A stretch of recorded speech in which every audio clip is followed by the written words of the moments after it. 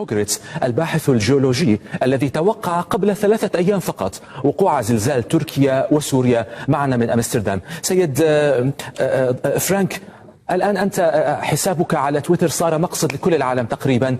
وضح لنا لو سمحت كيف توقعت قبل 3 أيام فقط أن زلزالا مدمرا قد يقع في نفس المنطقة التي وقع فيها اليوم؟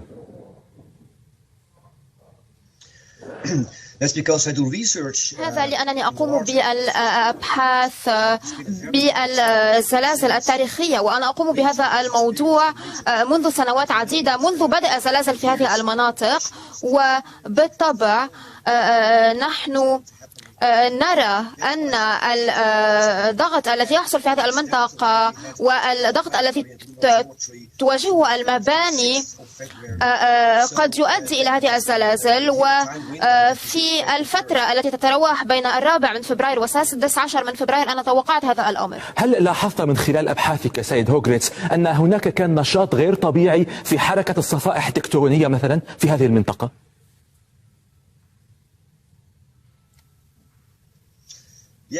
نعم بالطبع كان هناك زلازل مماثلة في التاريخ في هذه المنطقة، لذلك نعرف أن هذه المنطقة خطيرة جدا، ولكن الأمر يتطلب مئات السنين قبل تكرار هذا النوع من الزلازل، وهذا ما حصل. ولقد حذرت المواطنين منذ 3 أيام أن هذا الأمر سوف يحصل قريبا. طيب، هل كان يمكن تجنب ما جرى؟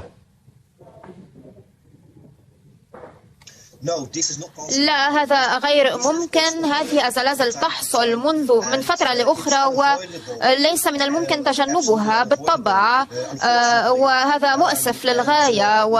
وبالطبع ما يمكن تجنبه لحد ما هو الضرر الذي يحصل عند انهيار المباني. إذا كانت محضرة ومجهزة بطريقة تتحمل الزلازل، هذا سوف يقلل عدد الوفيات. سيد هوغريتس، هل ترى أن النشاط البشري في هذه المنطقة كان مسؤولا بطريقة أو بأخرى عن وقوع هذا الزلزال؟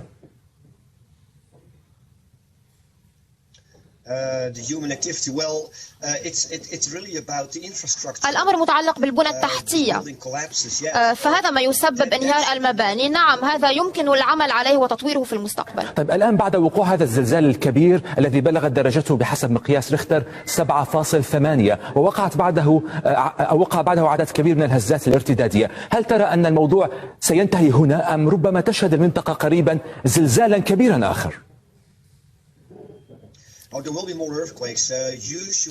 في العادة بعد زلزال بهذا الحجم بدرجة 7.8 سوف يكون هناك هزات ارتدادية لأيام أو حتى لأسابيع، ولكن كما رأينا اليوم كانت الهزات الارتدادية تصل إلى 7.5 درجة. لذلك من الممكن أن تحصل هذه الزلازل في السنوات القادمة في سوريا أو في لبنان على سبيل المثال، لأن هذه الزلازل تؤثر على المنطقة بأكملها. سيد هوغريتس، لماذا فشل العلم حتى الآن في إمكانية توقع متى تقع الزلازل؟ العلم تطور في كل المجالات، لماذا في هذا الموضوع، موضوع الزلازل، لم يتوصل العلماء حتى الآن إلى تحديد زمن معين أو زمن محدد أو حتى قريب من الزمن الحقيقي لوقوع الزلازل برأيك؟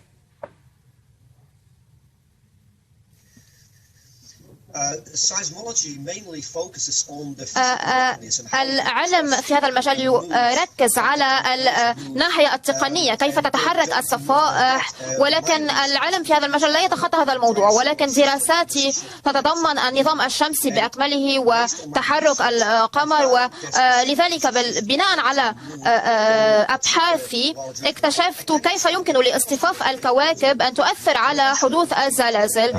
وأنا أركز أيضا على الضغط المتزايد بين الصفائح، ومع تزايد الضغط يصبح الوضع حساسا جدا، ولذلك وضع القمر سوف يؤثر على حدوث الصفائح وزيادة الضغط. وفي ليلة أمس كان القمر كاملا، ولذلك بالطبع العلماء يقولون أنه لا يمكن توقع الزلازل، وأنه ليس من علاقة بين القمر والزلازل، ولكن لا يمكن الجزم في هذا الموضوع. بصراحة سيد هوغريتس، هذه معلومة جديدة بالنسبة لي. أنت أنت ترى أنه قد يكون هناك ارتباط بين اصطفاف الكواكب، كواكب المجموعة الشمسية أو حتى القمر ووضع القمر بوقوع الزلازل على كوكب الأرض؟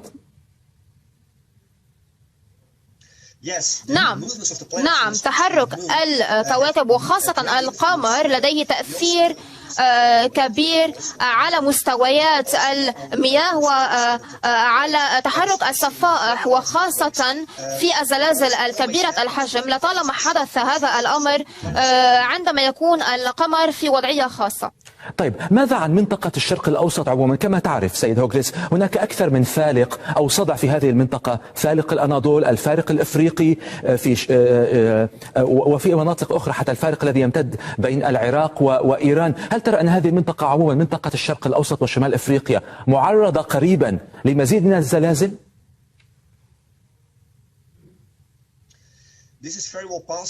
نعم، هذه إمكانية كبيرة. فبالطبع نرى أيضا أن الزلازل تحصل في العراق وفي إيران، ولكن أيضا في مصر واجهت هذه الدولة زلازل في السابق، لذلك من الممكن أن تتكرر في المستقبل. فمصر والأردن ولبنان وسوريا كلها دول قد تواجه تجربة مماثلة، ليست بنفس القوة، ولكن سوف تصل إلى درجة 7.2 أو 7.5. قد يحصل هذا في المستقبل الكبير بعد هذه الحادثة. طيب، ما الذي الآن أنت، هناك كثير من المشاهدين يتابعوننا وقد تأثروا كثيرا في الواقع بالمشاهد المروعة لزلزال تركيا وسوريا. ماذا على الشخص العادي سيد هوغليتس أن يفعل عندما يشعر بأن الأرض بدأت تهتز تحت قدميه؟ ماذا يفعل؟ يترك بيته، ينزل إلى الشارع، يأخذ أولاده ويخبر جيرانه؟ هل من نصائح تقدمها للمواطن العادي؟